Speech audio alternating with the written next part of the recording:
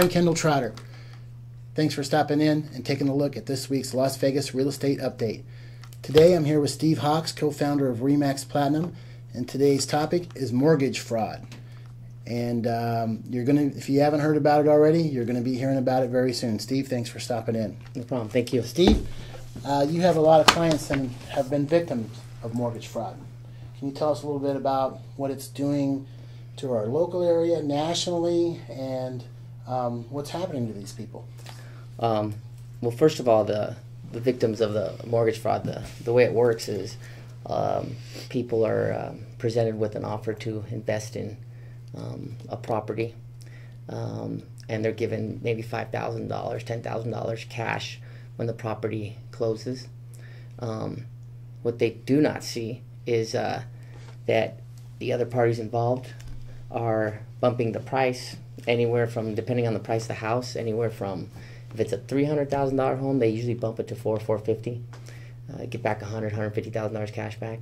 If it's $1 million home, anywhere from $500,000 to $600,000 cash back. Now, who is this specifically that we're talking about at this time that's getting the big cash back money or got the big cash back money? The third-party entities. Sometimes they're involved in the transaction directly, sometimes they're indirectly involved. So they're kind of some kind of a ghost LLC or something that... Third-party LLC. Sometimes there's other realtors or loan officers involved in it. The victim is presented with an opportunity to invest in real estate. They get the people a loan, usually 5 loans within a 30-day period. That way they can shop it off to 5 different lenders as owner-occupied, so they could have done 100% financing. Right. Without the other lender knowing this. The third party bumps the price of the home as much as they can. Whatever they can get it to appraise for. Correct. The seller gets what they want. The addendum goes back towards, there's an addendum in the contract that the lender does not see that goes to the third-party LLC. So, for example, at the close of escrow, if the house was $1 million, they usually get bumped to 1.5. There's a $500,000 cashback addendum that is directed to an LLC or a third party. So the title company... Without the knowledge of the lender. Well, of course, without the knowledge of the lender, because if the lender knew, they obviously wouldn't... They would know they were loaning too much on the property. Correct, and they wouldn't be able to sell the loan because it's not now. If they think the property's 1.5, but the people are getting $500,000 back, well, then the property's really worth $1 million. Right. So when the bank does take it back and they think they have a property worth 1.5, it's only worth $1 million. Well, they're already minus $500,000. So they put it on the market for 1.2. It doesn't move. They wonder why. Then they know that there's a problem. Then they have to drop it to $800,000 because that's 80% of what the property was really worth. But the property wasn't even really worth $1 million because in a hot market it wasn't selling for $1 million.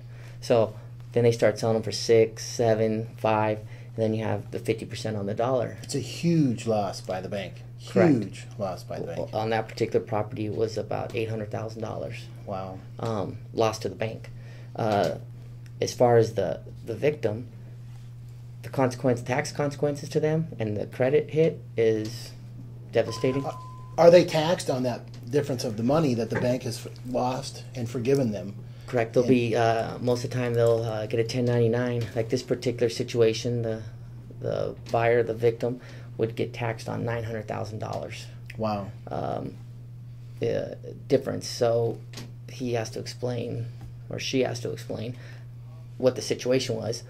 Most of the time, the credit repair companies, the credit agencies aren't going to, take it off. So they're going to have, 10 loans. Usually there are 2 loans per property, so it's going to have 10 short sale or foreclosed properties on their credit. So this individual, we'll call him the victim, thinks he's just investing in a real estate transaction, but he's really the fraudulent people are using his credit to buy something that's way overvalued and getting a big cash back in their pocket. However, not really sharing it so much with a victim, just giving him a small amount of whatever the cash back was. The victim thinks the house is $400,000.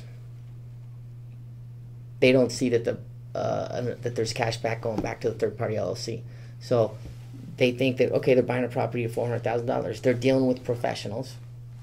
What's there to be concerned about? They don't realize it for 3 months, 6 months down the road when they have banks starting to call them because their mortgage isn't paid. They can't get, their credit cards are getting shut off. They don't know what's going on. And they contact the people who got them into the situation, and they don't know where they're at. They can't get a hold of them. They're gone. Right. Yeah. And you've seen quite a bit of this lately. Quite a bit. And the ripple effect is huge. There's neighborhoods, there's a street, and there's neighborhoods all over town where there's certain streets that once they found one house, they started doing it to several houses because they found a hot spot they could do it. Yeah. So the whole neighborhood, there's ghost towns out here, as you know. Yeah. Are... I know we can drive down a lot of streets and every other house will be a for sale sign in. Correct. It could be very well because of that reason. Correct. And another ripple effect, it also hurts the homeowners that bought legit. Yes. Because now they think that house was, said somebody paid, $800,000 for a house. They don't see that there was a $300,000 kickback given to somebody. And they were able to get their house appraised because they had a recent comparable of that amount. Correct. It only takes one fraudulent appraisal to skew the neighborhood. Right. And then once that one fraudulent appraisal is done, then everybody can use it as comps. And now we're seeing the reverse effect of that now those are REOs or foreclosures, and now they're being sold way under market or what the market would have been.